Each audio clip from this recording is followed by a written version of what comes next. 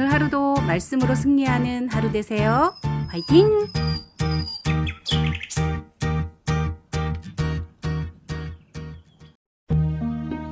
제29장 자주 책망을 받으면서도 목이 곧은 사람은 갑자기 패망을 당하고 피하지 못하리라. 의인이 많아지면 백성이 즐거워하고 악인이 권세를 잡으면 백성이 탄식하느니라. 지혜를 사모하는 자는 아비를 즐겁게 하여도 창기와 사귀는 자는 재물을 잃느니라. 왕은 정의로 나라를 견고하게 하나 뇌물을 억지로 내게 하는 자는 나라를 멸망시키느니라. 이웃에게 아첨하는 것은 그의 발 앞에 그물을 치는 것이니라. 악인이 범죄하는 것은 스스로 올무가 되게 하는 것이나 의인은 노래하고 기뻐하느니라. 의인은 가난한 자의 사정을 알아주나 악인은 알아줄 지식이 없느니라.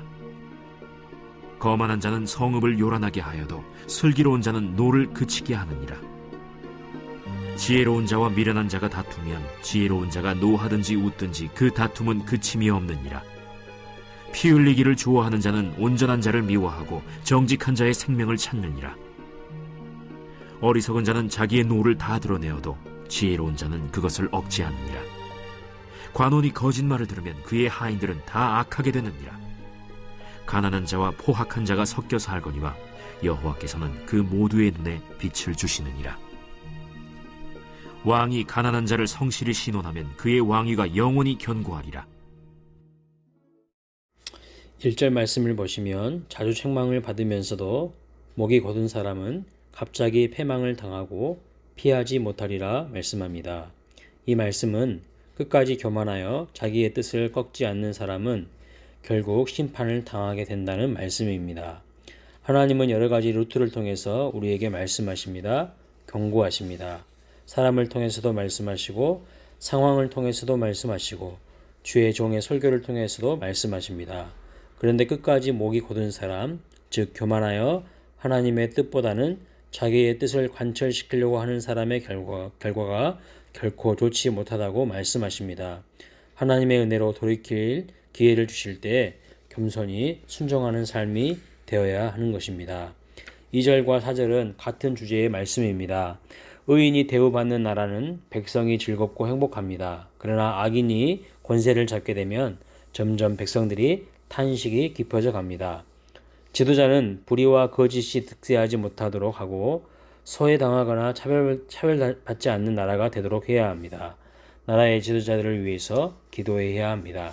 3절에 보시면 지혜를 사모하는 자는 아비를 즐겁게 하여도 창기와 사귀는 자는 재물을 잃느니라 말씀합니다. 아버지의 살림을 창녀들과 함께 삼켜버린 탕자처럼 하늘의 지혜가 아닌 육신의 쾌락과 일시적인 육신의 정욕, 안목의 정욕, 이생의 자랑을 추구하는 삶을 살고 있지 않는지 점검해야 합니다.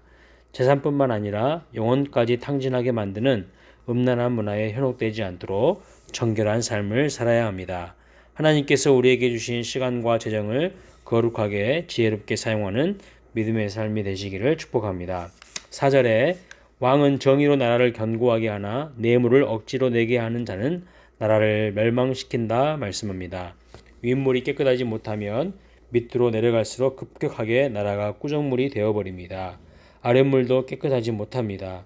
공평과 정의가 사라진 나라와 단체는 뇌물을 강요합니다. 나라의 지도자들이 눈이 멀어 뇌물을 구하지 않도록 우리는 기도해야 합니다. 5절과 6절입니다.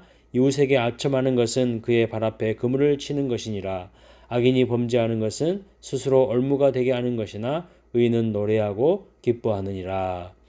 아첨과 칭찬은 다릅니다. 아첨은 나와 친한 사람이 잘못된 길로 가는데도 불구하고 잘 가고 있다고, 잘하고 있다고 칭찬하는 것입니다.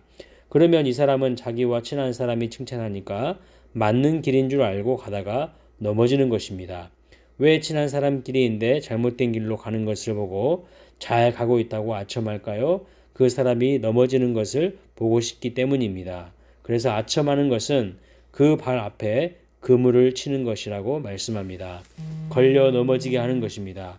하나님의 백성이 명심해야 하는 것은 다른 사람들도 모두 나와 같이 행복할 자격이 있다는 것입니다. 다른 사람이 넘어져야 내가 잘 되고 잘 나갈 수 있다고 생각해서는 안 됩니다. 우리의 복은 남의 것을 빼앗는다고 주어지는 것이 아니라 하나님이 나에게 주시는 것이기 때문입니다. 그래서 하나님이 나에게 복을 예비해 놓고 계신다는 것을 믿는다면 굳이 다른 사람이 넘어지는 것을 기뻐해야 할 이유가 없는 것입니다. 악인은 그가 스스로 지은 범죄가 올무가 되어 넘어지게 됩니다. 항상 범죄가 일어날 때는 마귀가 유혹합니다. 먹음직도 하고 보암직도 하게 유혹합니다. 사단이 아담과 하와를 유혹했을 때도 그랬습니다. 화려하게 보이고 매우 매력적이게 보이게 합니다. 우리의 감각기관을 자극시킵니다. 그러나 그 미끼를 무는 순간 바로 자유를 박탈당하고 질질 끌려가는 인생으로 전락됩니다. 그러나 오히려 의인은 죄를 지으면 안 된다는 것을 알기 때문에 죄를 짓지 않습니다. 마귀의 유혹에도 관심이 없습니다. 그래서 의인은 하나님이 주시는 마음의 평강으로 노래하고 기뻐하는 삶을 살아갑니다. 7절 의인은 가난한 자의 사정을 알아주나 악인은 알아줄 지식이 없다고 말씀합니다. 잠언 말씀에서는 가난한 사람을 어떻게 대해야 하는지에 대해서 자주 언급하고 말씀합니다. 가난한 이웃의 사정을 돌아보지 못할 만큼 돈을 사랑하는 것이 악한 것입니다. 대문 앞에서 죽어가는 거지 나사로를 외면했던 부자의 그 마음의 거리가 영원히 건널 수 없는 사망의 구렁텅이의 거리가 되었음을 기억해야 합니다. 8절과 9절과 11절은 화를 절제할 것을 말씀하고 있습니다. 화를 내는 것은 하나님의 의를 이루지 못합니다. 다른 사람에게 분노의 감정을 표출하기보다는 내 안에 있는 화를 하나님 앞에서 토로하는 것이 중요합니다. 화가 나는 경우는 대부분 자기가 원하는 대로 자기의 뜻대로 무엇인가 이루어지지 않았을 때 마음이 상하여 드러나는 감정입니다. 그래서 우리는 기도하면서 내 뜻도 아니고 다른 사람의 뜻도 아닌 오직 주의 뜻이 이루어지길 기도하며 나아가면 하나님은 우리를 위해 가장 아름다운 일을 이루어 주십니다. 화로 일을 하려고 하지 말고 화로 내 고집을 관철시키려고 하지 말고 내 마음이 주의 뜻을 받들 수 있는 온유한 심령이 되게 해달라고 기도해야 할 것입니다. 12절 말씀을 세번역 성경에서는 다음과 같이 번역합니다.